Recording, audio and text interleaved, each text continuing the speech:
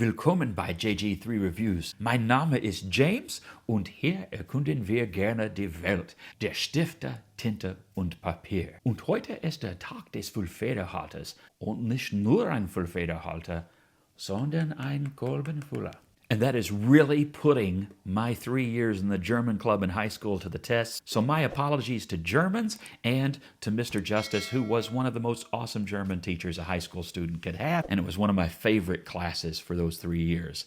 But is this going to be one of my favorite pens? Well, that we're going to have to see. I've got some things that I immediately like about this pen, even though I haven't inked it up yet. I've also got some things that I immediately don't like about this pen, even though I haven't even inked it up yet. So let's spin that camera and get into all that.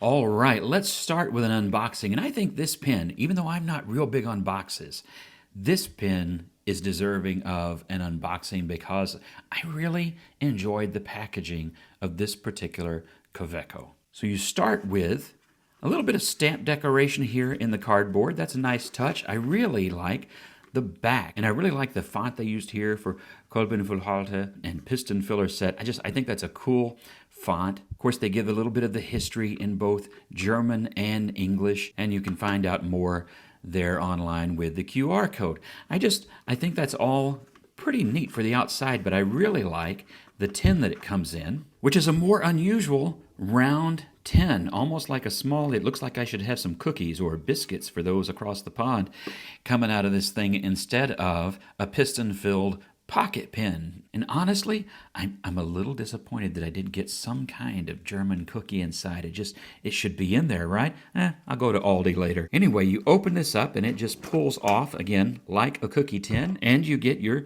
sticker, your little Kaweco sticker, that's cool, and you get your instructions. And by the way, yes, it is Kaweco. People, when I hear the word Kaweco, oh my goodness, it's like saying Mount Blanc. It's just so wrong. And I'm not even that picky about that stuff, but it hurts my ears. Anyway, you get the instructions here in, again, both German and in English. And those actually cover all the different pens in the sport line. And then once we're into the tin, you find the pen and a bottle of ink. You know, Kaweco Royal Blue was actually my introduction to international short cartridges when I bought my first Kaweco Sport in ice blue. And there is a nice blue ink, but not one that I actually had a bottle of. So, bonus. We'll set that aside because we're going to use that here in just a minute. But first, let's go over the design of this pen. If you're familiar with the regular plastic Kaweco Sport, then you already know a lot about its design. I mentioned I had the ice blue version. This is actually the second one I've had, and I miss those ice versions of the pen. I hope they bring that back someday. Anyway, the design will be very familiar to you, but with some changes. For one thing, no longer a slide-on clip. This version has the built-in clip, and I like that it is their more classical design. I think for this particular pen and the way that it's being marketed, I think that this really does that well. It goes well with the theme here of the packaging as well, and I think that looks good. And at the top we have that familiar finial with the classic Kaweco logo there, right there in that finial. Then we have new, a trim ring, which is of course part of that clip and how it is attached. Then we come down and we find the Kaweco Sport facets. Some of you really like facets. I like them because it means it doesn't roll over the desk all over the place, and I find that handy. Then that tapers down to the barrel, and we find another trim ring at the piston knob, and it is a hidden piston knob. You open that up, and boom, there it is, and that's how you fill the pen. When you take the cap off, that takes 1.5 turns. That's really good. And you'll see here that piston knob. And as we turn that knob counterclockwise, the piston will come down. Of course, it expels the air, then draws the ink as we retract the piston. Very nice ink window, and I like that. I like an ink window that is actually functional. Some are really difficult to actually see the ink in there. And yes, it isn't ironic that there is a Lamy 2000 there when I'm talking about that. But at least, the Lamy 2000s isn't horrible. It's not the worst, but it doesn't always turn out to be all that helpful. This one promises to be quite helpful. We have that familiar grip, which I like. It's a little bit smaller in diameter than I really prefer, but it's okay. The pen, of course, is, let me put that back on. And where did I put the cap? Here we go. For me, too short to write with unposted, and I think that's true for most people. But once posted, quite comfortable, and I don't mind these pens at all. They are a little light. They're not hefty. This one is made of aluminum, so it's not really even all that noticeably heavier than the plastic version, but of course it is heavier. Overall, I find them comfortable to write with. I actually carried my older Sport as an EDC in my pocket for a few years before I started collecting other pocket pens. So I've had a lot of write time with Kaweco Sports, which will bring me to some of the pros and cons, and I'll get to that here in just a little bit. But first, let's look at that nib. It is basically a number 5 steel nib. This one is in medium, and I think I've written with all of the Kaweco Sport nibs, except I don't think I've ever written with a stub. But extra fine, fine, medium, broad, use them all. And the medium is one of my favorites. I actually like my extra fine more than I ever thought that I would. But I really should say the Sports do have a reputation for a little bit of hit and miss on the nibs. And I myself have had a little bit of hit and miss. More hit than miss, but I've had a miss or two. Nibs that needed more tuning, and one that just kind of had me confounded for a little while, but I eventually got it where I wanted it to be. So I'm definitely interested to see how this one is going to write. I do like their scrolling design. I like that it has that classical Kaweco logo again here on the nib and a nice big M so that I know exactly which size nib I have in my pen at the moment. Typical plastic feed, nothing too new back there. And if you've had Kaweco Sports in the past, you're going to know what to expect with this, because everything new is on the inside of this pen, not at the nib or in the exterior design. And back to the exterior of the pen, it is an aluminum pen, as I mentioned, and it is anodized aluminum, so the finish should hold up really well, and it looks and feels great. I think the pen in this black anodized finish and the gold trim really does look fantastic. Now, I would think, but I don't know, that Kaweco will come out with other editions and colors and things like that over time. But honestly, I'm glad that I got this classic black and gold version in this pen. I think it suits it well for the introduction of the pen. You will notice that the name, instead of being highlighted, is just engraved or stamped into the metal. It doesn't have that silver or gold highlight that some of their other sports have, so that doesn't stand out. But I think, again, I think that suits the overall aesthetic of this pen quite well. Now, I did actually watch several different reviews of this pen, or I should say skimmed. I kind of skimmed a few reviews. I usually don't do that. I like to come to a pen without any influence of other reviews or anything like that. Usually the only time I would do that is if there's a detail that I'm trying to figure out but can't find on the pen maker's site, and I just will check a few to see if somebody else has information that I just can't find anywhere else. This time I did, because I didn't actually think I was going to buy the pen, and I still wasn't convinced after watching any of the reviews that I would get the pen. And then in the end, I decided, you know what?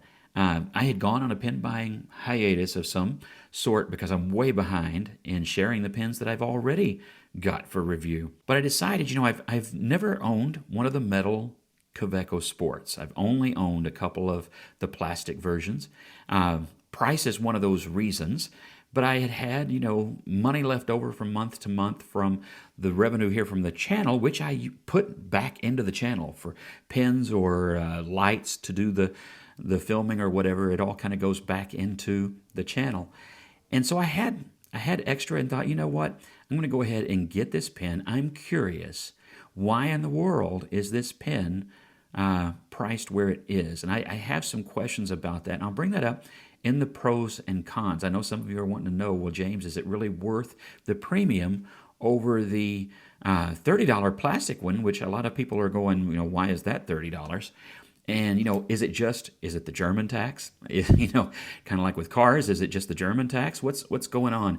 And we'll talk about that here in a minute on what I think might be happening, whether or not it is actually worthy of the price. Some of that I won't know until I get to the writing test, obviously, but I do have some preconceived notions already. Whether that's good or bad or right or wrong, they're there. So stay tuned. Before that, let's do a size comparison, and we'll fill the pen up, and then we'll do that writing test. For our size comparison today, with such a familiar pen, I thought I would compare it to some other similar but not necessarily identical style pens. So here you have it next to the Gravitas brass pocket pen. As many of you know, this is my most often carried pocket pen nowadays, and I just absolutely love it. Love the durability. And then we have the Scrivener EDC. And this is really another great pen. It is also aluminum. It is also anodized, like the Kaweco. It is a cartridge converter pen, and all of these other pens that I'm going to show you are cartridge converter pens. And I have found that it, with its Schmidt nib, is really quite a great writer, and I really enjoy that pen. No dry out or issues like that. I encourage you to watch that review. It's a neat pen. And then I'm going to put up alongside it the Pilot Elite 95S. And I have a real good reason for putting this pen here, and it's one that I'm going to bring up in the pros and cons. This pen is also a nice short pen. Fits a lot of pockets, fits a lot of pen cases.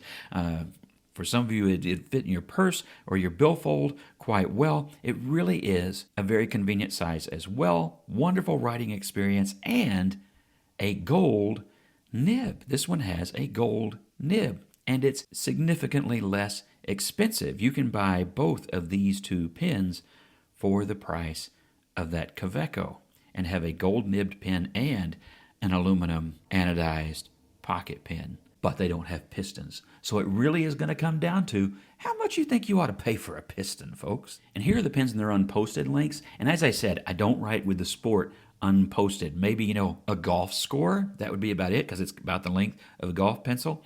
Same with the brass pocket pen from Gravitas. Even less functional, and I just can't do it. And then there is the EDC, which you could actually write a little bit more with, but I still don't. It is the only one, by the way, here with a screw-on cap when it posts. And then there is that Pilot. I don't write with it unposted either. And then here we have the pens in their posted length, and you will find that it is indeed the shortest of these. Again, I don't have a problem with it. I like writing with the other Sports, and I expect to with this one. I don't find that to be a problem.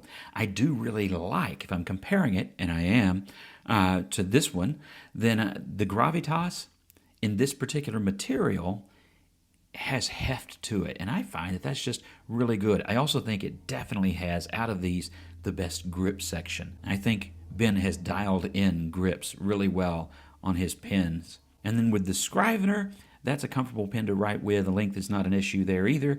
And of course the Pilot, very comfortable. In this case, it's the plastic pen of the group, and so it's a little bit lighter and it's well balanced, and it's the longest of this bunch. All right, let's shift gears for a second. Here is the ink, and again, I just like the aesthetic that Kaweco uses quite often, which involves some traditional decorations and shapes, and that Kaweco font that I really do like. Again, the ink, I've used it in cartridges many, many times, and it's a nice, reliable blue. Nothing too exciting, but a nice, reliable blue. Here you can see on the inside of the cap kind of what to expect from that. Now again, being a piston filler, you turn that counterclockwise and expel all the air out of the ink chamber. Lower that down into the ink, turn it clockwise, and it will draw in the ink. I'm going to do that a couple of times just to make sure I kind of get maximum fill. One more time. Let me do third. I haven't filled this before, so I don't know how many, but we're going to do this. And if you've done that right, you can even do it without getting inky fingers. I don't always accomplish that. And as maybe you can see, there is just a little bit, but not bad at all. Just a little bit of an air bubble, and I'm going to call that good. And by the way, I forgot to mention, very cool little touch, the Kaweco logo right there on the piston knob. I think that is a really neat touch. All right, let's do our writing test. And before I do, talking about posting, one thing you need to be aware of is that if you post this, like I'm going to do, where that catches, make sure you pull the cap off. If you turn it, if you forget, some of the pins they twist on, if you turn it, then that little cap is going to get stuck up inside the pin cap, and then that's going to be a pain. That's not a feature, That's, just, it is the way it is. It's a little bit of a, it's just a design bug. So be aware of that and don't treat it like a feature either. I don't think so. Even if somebody from Kaweco said, oh yeah, that's a feature, I would think they were trying to Microsoft me. You know what I'm talking about? Oh, that's not a bug, that's a feature. Okay, so I don't think so. And if I loan you the pen and you think that's a feature and you hand it back to me with that stuck up there, guess who's not getting to loan a pen anymore? I'm not. I'm going to judge you for that, and I'm going to feel good about it. That's just the way that is. Okay. Anyway, cranky man off his pedestal. Let's do the writing test. Paper today, of course, is Rhodia. I don't know why I say of course. Most of the time it is. Not always. Not last week.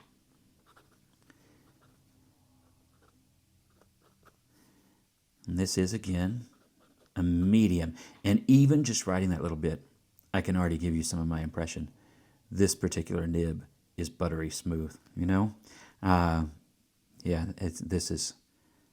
like I told you, I've had hit and miss with the sports at times, so I think there was a little window where that was becoming more of a problem, and maybe they've sorted some things, possibly, because it does seem to be less of an issue. Again, this is Royal Blue. I feel like my handwriting is going to be bad today, a little twitchy or something today. And I think that's plenty wet.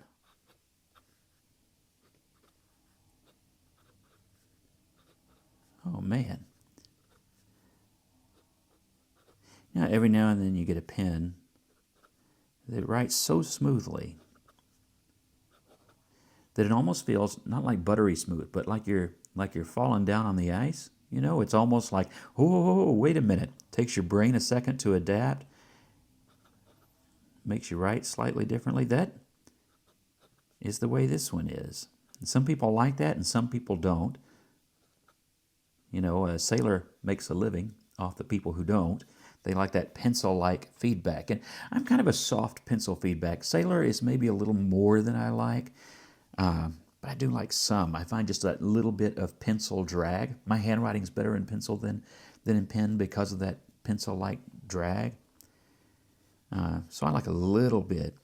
But man, this one's very smooth, and I'm not saying that as a criticism. That's nice.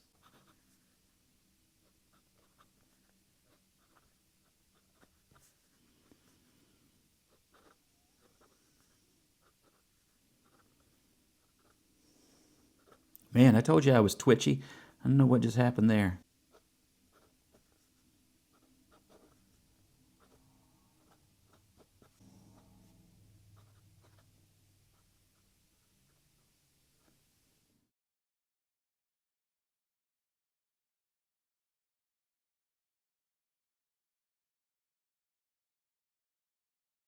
Whew, that's almost as bad as my handwriting today. How about the speed test? I predict that it's going to do very well, but let's see how it actually pans out.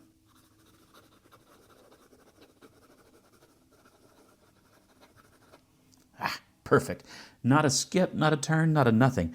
That did really, really well. The ink flow in this is just exactly what it ought to be. All right, so what are my thoughts about this pen? I mentioned that I have some pros and cons, some things I like, some things that I don't particularly like. Let's start with the things that I like first. One, the design basically has been around a long time, and it is one that I enjoy. And so aesthetically, I like the pen. Again, I like the black and gold combo. I think that was a great place for them to start, even though I do hope they branch out into other colors and finishes. This, great place to start. I love that they use the more classically designed clip, the logo on the piston knob. I think that's kind of a nice little touch. Material, being aluminum and anodized, I got no issues there. All of that done really well. The feel of the pen in hand is, if you like a Kaweco Sport, good. If you're somebody who doesn't like a Kaweco Sport, this will not change your mind. I don't think. I guess somebody might have changed their mind. But I'm going to assume you either like or you don't like the sports size design and aesthetic. If you like it, then this is a great version of the pen. The nib. The nib wrote supremely well, better than I did today. And flow was excellent. The fill on the pen, I think, was really quite good. Only that one small bubble left. I think that's really good. I'm not obsessed with getting rid of all bubbles. There should be some air in there anyway. I have nothing about the overall design of the pen that I just don't like. Okay, I like the design of the pen. That is all well pleasing. I like the packaging. I'm not a big packaging person, but I like good design there as much as anybody. And I thought the collector tin is really good. I think the design of that is cool, and that's a fun part of this package. If you get it in the package with the bottle of ink, where I got mine, I got it at Cult Pens, and I thought that was a reasonable package deal to get in terms of compared to, with or without the ink and yada, yada, yada. So that's all good. And I think it's a good ink that they've included with it. It's a blue that I already liked. So, no big news there. Other positives, let's see. Nib, piston filling. It's great that they did that. Much more capacity than a Kaweco with a cartridge. I've eyedroppered my older Kaweco Sport lots of times, and of course that increases your capacity. It's not my most reliable eyedropper. I kind of had trouble with burping, and I think that has to do with you're carrying it in your pocket and temperatures and things like that. So not the most practical. This is definitely better than that, but I don't mind using cartridges in my Sport. I write less with a pocket pen than I write with a pen in a shirt pocket, because it really is just for if I absolutely need something to be written today. So the lowered capacity of that doesn't bother me. Certainly it's better than the Kaweco converter or the mini converter that is for the Sport. I find that thing all but useless, and it's a waste of my time, and I wouldn't have bought it if I was doing it again. That's my opinion on that converter. I mentioned that I have some niggles with the pen. What would those be? The main one actually is, I guess, the price. I wasn't going to review it because of that. I know some other people weren't either. They got theirs comped. I didn't do that. Doesn't make me better than them. I'm not saying anything like that or anything silly. I'm just saying, I didn't. I paid for this one with my own money. Thank you for supporting the channel as you do, because that's where that comes from. If it had to come out of the grocery budget, ain't getting this pen. You know what I'm saying? So there is that. I just think it's the price, and that's a personal thing. For some of you, you don't care. You saw that, you jumped on it, and I get it. That's fine. For me, it's actually the price, not just because I'm kind of a cheapskate a little bit. It's really more the price as compared to other pens in my collection. I do have some expensive pens, at least expensive to me. Again, that's all relative to your own situation, but they're expensive to me and they're expensive to a lot of my viewers. So I kind of looked at this as, what could I get that would be in the same price range instead, right? Well, what's funny is I could get a piston filler, at least at the time that I bought it, in that same price range. When I bought my Lamy 2000, it was cheaper than that. Now, I got a very good deal. I bought it on sale. I bought it with a discount code, all those things. But I bought what is, to me, a more interesting and in some ways superior pen.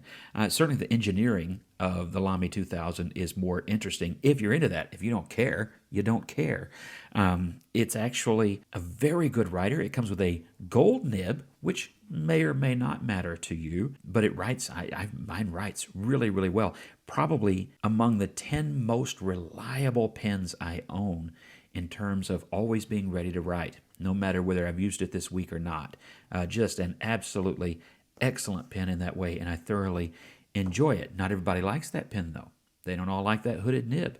If you don't, this would be an alternative now of a German piston-filled pen that writes really well. If you prefer a standard nib, then, this is the pen for you. The engineering is not as complicated with that pen. The material is actually not as complicated. It's not like aluminum is a premium material. It's a good material, very good material, but it's not that big a deal. I mean, you've seen Coke cans, right? Anyway, the build on it is really good, and I do think they've done a good job, and fit and finish and all that. I'm thrilled with it in that way. But, if I'm putting these side by side and I'm buying them at the same price, which you cannot always do, but I did. I bought this cheaper. I'm getting the Lamy. That's the way that's going to go. But, again, great pen. The other pen that I bought that was less expensive, also aluminum and anodized and special, would be my Diplomat Arrow. Again, it's going to be an aesthetic thing. It's going to be a preference thing. But I feel like I'm getting more with the Arrow. But again, they're not always at that price. That was, again, discount, sale, blah, blah, blah. It also included 10 bottles of ink with it. So, a little bit of an unfair advantage there at the time that I bought it. Something that is currently the same price would be my Visconti Mythos. I love that pen. That pushes more buttons for me. And not a piston filler, cartridge converter. So was the Diplomat. But bang for the buck, for me, I'm probably going to stick with that one. So you might think that's the last of that. No, I'm going to do it again. And here's where it really starts to hit me. My Pilot, and to be fair, the Kaweco is of a nicer material than the plastic of the Pilot, if you're into that sort of thing. But the Pilot brings with it a gold nib, and that's where I really start to ask questions. So I bought my Pilot for $70. I bought it direct from Japan, all of that sort of a deal. But I got it for $70. It's not available for that from that seller anymore, but it's still over 30% cheaper than the Kaweco. So think about that for a second. Gold nib, and yes, it's a cartridge, not a converter, and certainly not a piston. But this pen is a gold nibbed pen with more special about that nib. If you have to choose between the two, are you going to go with the one that's 30% less? I mean, I would. In a lot of markets, they're actually about the same price, still with the Pilot having an edge. And I think that's going to be a factor to some people. I'm not picking on Kaweco for this because I think it's a trend that we see a lot. Steel nibs are increasingly the price of gold nibbed competitors. It was the case with this one, wasn't it? And it was the case with this one. And I think what's happened is, for a long time, people, when I first got back into the fountain pen hobby, people would have said, "No way, Jose, I'm not doing that." However, I think enough people have said, steel can be a really good nib material, and you don't always need the advantage of gold. And enough have said, and we're willing to pay for it.